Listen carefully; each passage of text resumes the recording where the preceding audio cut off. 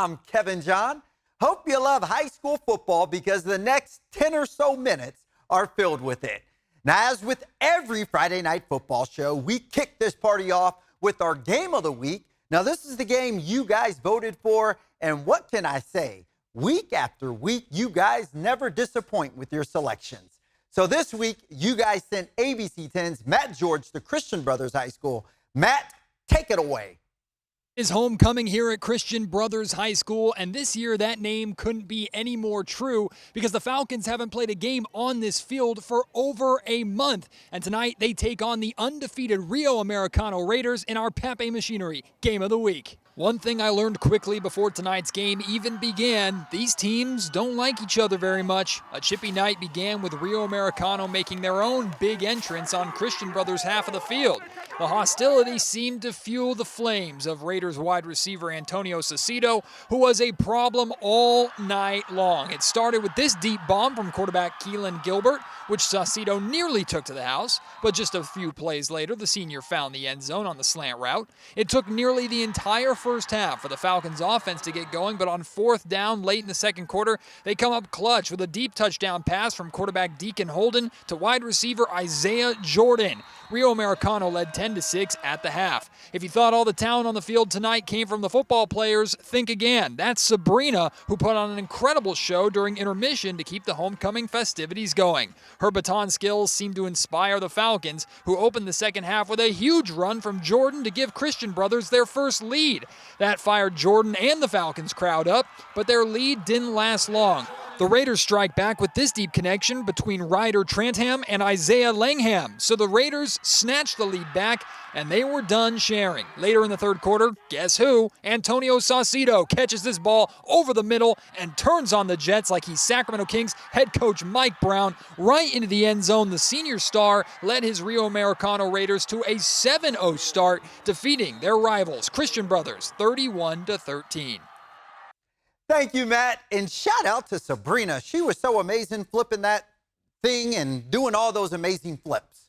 Well, many people may argue that the Aftershock Music Festival is the hottest ticket in town this weekend. But if you ask me, the hottest ticket in town was at Rocklin High School on Friday night, where we had a clash of two powerhouses. Now, you know it's a big game when you have the Joker, Maleficent, and Darth Vader in the house. This game had a rock star-like atmosphere. The Rocklin student section getting the party started for homecoming. The Thunder putting their undefeated record on the line against fellow SFL powerhouse, the Folsom Bulldogs. We'll pick this one up in the first quarter. First possession for Folsom. Ryder Lions, this kid is a wizard. He extends plays like a lightsaber extends a plasma blade. May the force be with you. Here he hits Jamison Powell, and Powell, the force is with you, my friend, as he gets in for the first touchdown of the game. Just like that, it's 7-0 Folsom. A few minutes later, Folsom with the ball again. Ryder Lions going to work. He's going deep, and like a good neighbor, R.J. Witten is there. R.J. nearly takes us in for a touchdown. He's brought down inside the 5. And the very next play, Ryder is going to flip this one to Brian Ray III, and Brian is going to cut around the edge and beast his way in for the touchdown. Bulldogs up 14-0.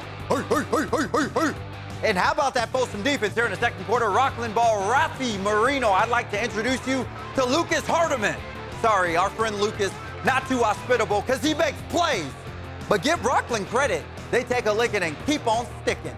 Later in the half, Rocklin in the red zone going for it on fourth down, and Reed Sloan channels his inner Christopher Reeve as he throws on his Superman cape and gets in for this touchdown. Oh, you fancy, huh? That put the Thunder on the board. In the student section, loving it. Rocklin put up a fight in this game, but Folsom goes on to win 34-21. They hand Rocklin their first loss of the season. Next, we're heading to Roseville on the campus of Wood Creek High School, where the Timberwolves welcome in the Yuba City Honkers. Wood Creek was already up 28-0 in the third quarter when I arrived at the game, but Brody Krupp says, I got your back, ABC 10. I'm going to give you a highlight. And here Krupp catches a beautiful ball from Josiah Melendez for the touchdown. Wood Creek up 35-0 at this point. Now later in the quarter, Timberwolves on the attack. Tanner Smith, where you at? Oh, there he is. And he goes 0 to 100 real quick. almost gets in for the touchdown, but he would be called down around the 1-yard line. Next play, Melendez says, you know what, y'all? I'm just going to do the dirty work myself. He punches this in for the touchdown. Wood Creek goes on to pound Yuba City. 49-7 is the final. Wood Creek, they move to 6-1 on the season. Well, the Vista del Lago Eagles out of Folsom have been playing out of their minds lately. Not only have the Eagles won 6 in a row, not only have they averaged 55 points over their last 3 games, the last time their defense gave up a point was 3 weeks ago. Sheesh, I'd definitely be afraid to face them. The Del Campo Cougars are up to that challenge. They welcome in the red-hot Eagles. Now we're going to pick this one up in the 3rd quarter. Vista del Lago kicking off to Del Campo. And you know, we don't show you guys kickoffs unless something special happens. And Kalen Williams is special. Here he receives the kickoff, and just like a teenager running home on a Friday night to make curfew, Williams is going to run this all the way to the house for the touchdown. But back comes Vista del Lago. Johnny Cat. All this guy does is throw dimes. He hits his favorite target and best friend, Matt Long, across the middle. And watch Long lower his shoulder to get in for the touchdown. Eagles up 41-20 at this point, and they would add to it. To the 4th quarter, Jack Cromwell takes the handoff, and he follows his blockers in for the touchdown. Good idea. It was that kind of night for Vista del Lago. Now, we didn't get a final score on this game, but the Eagles were up 48-27 in the 4th quarter. So I think it's safe to say the Eagles win this one and move to 7-1 on the season. Next, we're heading to Elk Grove High School, where the Thundering Herd are hosting the Sheldon Huskies. The Herd looking for their 3rd straight win. We'll pick this one up in the 4th quarter. Sheldon back to pass, but David Miller steps in front of the pass. And just like people running to get their Halloween outfits in early October, Miller is going to run this all the way to the house. We call that a good old-fashioned pick six. This game was all Thundering Herd. Elk Grove goes on to win this one to the tune of 51-0. Well, we're going to keep this show going. I'm not tired yet. The Bella Vista Broncos are looking to get back in the win column after 2 tough losses, but they have the tall task of trying to tame those Roseville Tigers. Good luck with that. To Fair Oaks we go on the campus of Bella Vista. This is where it all went down. Roseville enters this game with just 1 loss on the season. And if you like defense, you're going to love this game. We'll pick this one up in the 1st quarter. Bella Vista ball. Jace Buttonbender takes the handoff, but that Roseville D-line swarms the runner like butter on my morning oatmeal. This was a defensive battle later in the quarter. Roseville going for it on 4th down, but they're denied by Matthew Bunny, and it's a turnover on down.